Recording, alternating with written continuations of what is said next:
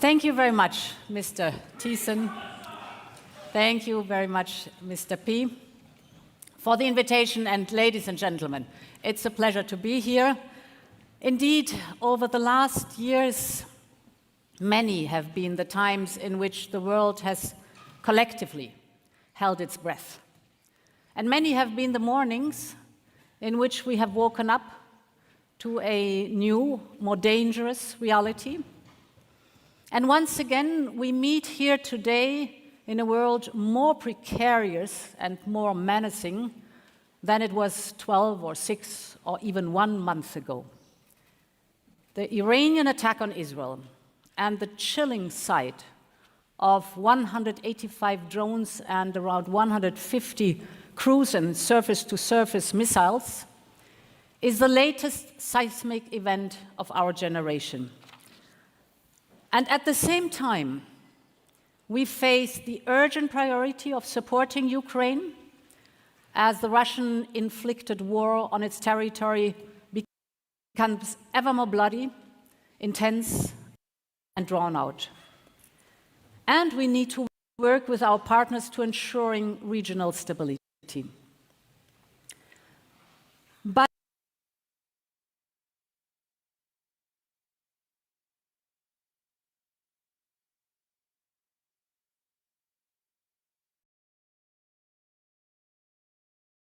we also do need to take stock and look deeper at what Iran's assault means. Because the attack, the defense, and the aftermath are all instructive in different ways.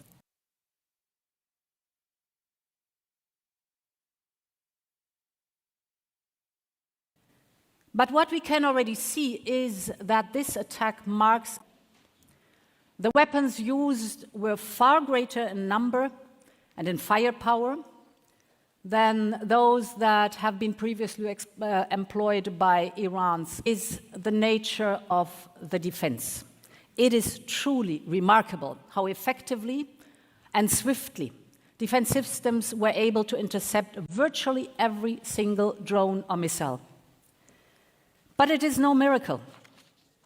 It rather shows the real value of consistent, long-term investment in advanced defense capabilities and technologies.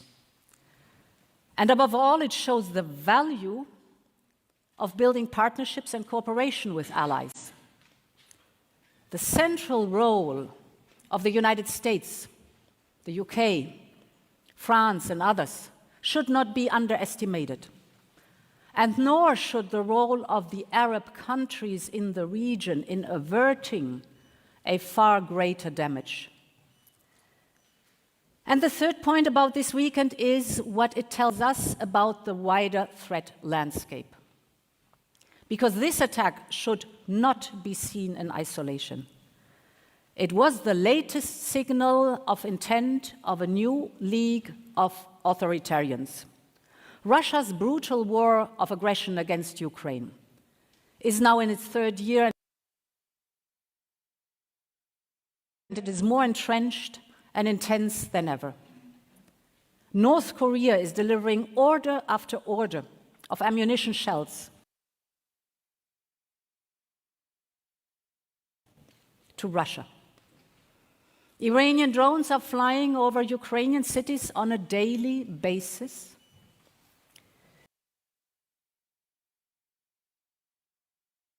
Iran is even helping Russia with the technology and the manufacturing it needs to build those drones on home soil. States. Non-state groups like the Houthis are being armed with new tech weapons to inflict untold damage. The new League of Authoritarians is working in concert and to stretch our democracies to the breaking point. So, ladies and gentlemen, the point is that the world is as dangerous as it has been for generations, and Europe is in the middle of it. So this is why it is time for the European awakening on defense and security. Because there is so much at stake here. Our freedom and our prosperity depend on our security. And we have to bring our actions in line with the changing security environment. Ladies and gentlemen, this is why we need to start working on the future of our security architecture with all of the speed and all of the political will that it requires. As part of this, which will always remain, of course, in the hands of our member states. So let me be very clear, the member states will always be responsible for their troops, for example, and all the decisions linked to that, from recruitment to training, from the doctrine that is so important, to the deployment decision. This is absolutely the foundation for every member state. But Europe also has tools and responsibilities in the area that is critical to our defense. Take the single market, or take research, take the innovation point, or industry. These are all European competences and much more. So we need to use Europe's combined financial, structural, and political strength where it can have the biggest impact. Because Europe's defense is a task for all of Europe, with member states and EU institutions closely working together. Now, we have shown in the last years how this can work in practice. Member states have stepped up their defense spending. The national defense budgets have already risen by 20% since 2022, so the beginning of the Russian aggression in Ukraine. This has started to compensate for the underinvestment of years. And at the same time, we're spending capacities and projects between Europeans. Just take the European Peace Facility that has mobilized 6.1 billion euros to support the Ukrainian armed forces with lethal and non-lethal military equipment and supplies. And of course, the European Defence Fund is investing in high-end defense capabilities in critical areas. You know them, such as naval or the ground, the air combat, space-based early warning, or take cyber. And now with our most recent proposal for a European defense industrial program, we propose to dedicate an additional 1.5 billion euros from the EU budget. So we know that it can be done, and we're showing the way to a more sovereign Europe. And here at that point, a more sovereign Europe, let me be very clear.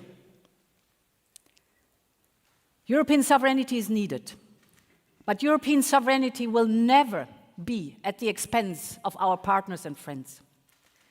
And it will certainly never affect the importance and the need for our NATO alliance. In fact, a more sovereign Europe, and you know it, in particular in defense, is vital to strengthening NATO, as member states have plain and simply one single set of forces. You're familiar with that. But at its core, European sovereignty is about taking responsibility ourselves, taking responsibility for what is vital and even existential for us. And that is precisely what leaders agreed in the Versailles Agenda just after the start of the war, and that is what we followed up by the Granada Declaration.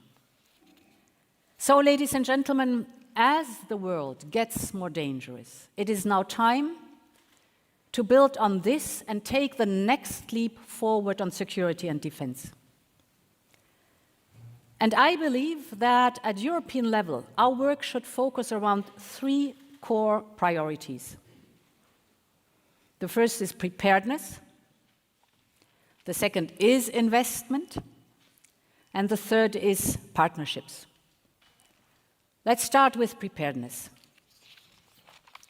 Strengthening Europe's preparedness is an urgent task. As the geopolitical and security landscape becomes more difficult, so the threats faced by European countries become not only more acute, but also more complex. And in response, we need to be better prepared to face multidimensional threats which cross over and intensify each other. And given the breadth of the risk, this cannot just be a task for one country or one defense community. It is a much broader task that will need a whole of society approach. The starting point for this is having a very clear picture of the threat landscape and frame our response accordingly. And this is why Josep Borrell and myself, we have asked the former president of Finland, Sauli Niinistö, to lead the work on a report on European Union preparedness. So this will tap into President Niinistö's great experience, but of course also into the experience of countries like Finland and the Baltic states. They not only have an acute understanding of the risks, but also of how an integrated and comprehensive response can be developed. And once again, this will require action both at national and at European level. At the European level, there's a lot we can do. On risk identification, for example, and on more regularly assessing the threat landscape. Europe can, of course, also help coordinate the military and the civilian domains. Military and civilian actors need to be fully capable and ready for all types of emergencies. And this has to be based on a broad effort across society and involving different ministries at the same time in a seamless way. And crucially, playing a role in rearming of Europe, for instance, by supporting industry to manufacture the necessary capabilities, to respond to all scenarios, also including the highest level of intensity. Now, setting this approach out on paper can be an invaluable building block for a comprehensive European Union preparedness strategy. And this, in turn, can have dissuasive effects on threat actors, lower residual risks, and crucially, offer greater assurance to our citizens and their safety and security. The second point is about investment and industrial capacity. The threat of war may not be imminent, but it is not impossible. We should be prepared. And that starts with the urgent need to rebuild, replenish, and transform member states' armed forces. So, in doing so, Europe should strive to develop and manufacture the next generation of battle-winning operational capabilities, and to ensure it has the sufficient quantity of material and the technological superiority that we may need in the future. That means turbocharging our defense industrial capacity in the next 5 years. That's the task of the moment. And at the heart of this must be one simple principle. And you've heard it many times today already. Europe must spend more, Europe must spend better, and Europe must spend European. Spending better starts by aggregating demand among the member states.